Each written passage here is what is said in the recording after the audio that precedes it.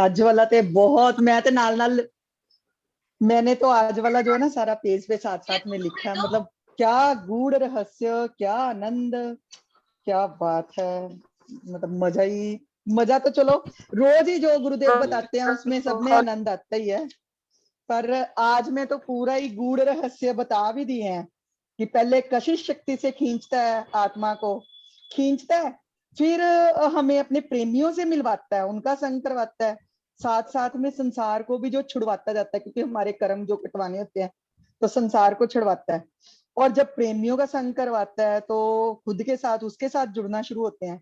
और अगर जोग हो गया तो सिद्धियां रिद्धियां तो आती आती हैं। और यहाँ पे कैसे सावधान भी कर रहे हैं कि सावधान हो जाओ।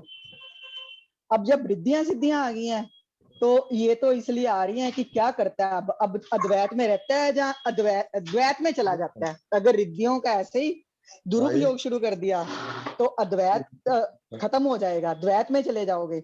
और रिद्धियों सिद्धियों का कोई उपयोग नहीं, दुरुपयोग नहीं करना है। योग सिमरन से जो शक्तियां मिल गई हैं तो इनको जब्त करो। लोगों को जाके खेल ना दिखाओ कि मेरे को ये, मेरे पास ये सिद्धि आ गई है। अपनी आत्मिक शक्ति बढ़ाने के लिए इसको जो है आगे चलें।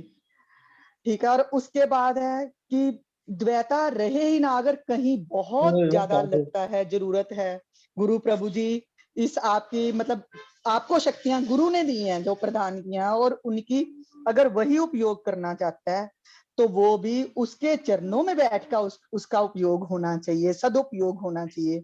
और उसमें भी खुद का आपका कुछ नहीं है कि आप सोचो कि मैं कर रहा हूं। आप कुछ कर ही नहीं सकते, हम लोग कुछ भी नहीं कर सकते, वो भगवान ही है जो करवाता है। तो इसको जो सारा है तेरा तेरे अर्पण, तेरा तेरे अर्पण। और फंसना नहीं है, दोबारा दोबारा सावधान कर रहे हैं। रिद्धियां सिद्धियां तो हैं, पशु योनियों में भी मिलती हैं, दूसरी योनियों में भी मिलती हैं। और उदाहरण भी है हर चीज की। देखो भरत जी की उदाहरण तो हम सब जानते हैं कि कितना पूरा राज, दूसरे जो भरत जी थे, पूरा राजपाट अपना त्याग करके और वन में चले गए। इतना पूरा निष्कंटक राज था उनका, इतना बड़ा। और वहां पे जाके ऐसे ही दया भाव से ही हिरण के साथ जुड़ गए और उसमें आसक्ति हो गई। तो दोबारा उनको जब मृत्यु के बाद हिरण की योनि मिली, ये उदाहरण है पशु योनि में भी रिद्धि सिद्धि।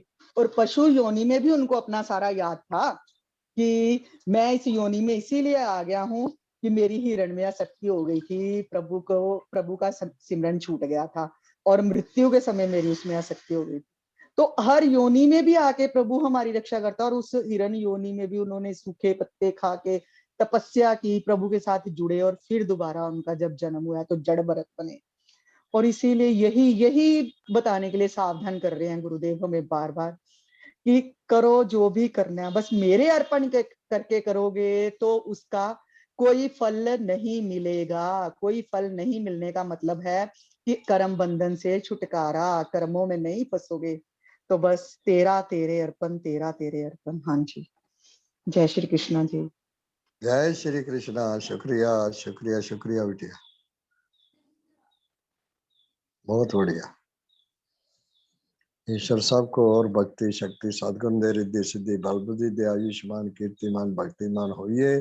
सर्वदा भला चाहिए, सर्वदा भला करिए, प्रभु दे चरणा विच रहिए, मोक्ष हासिल करिए।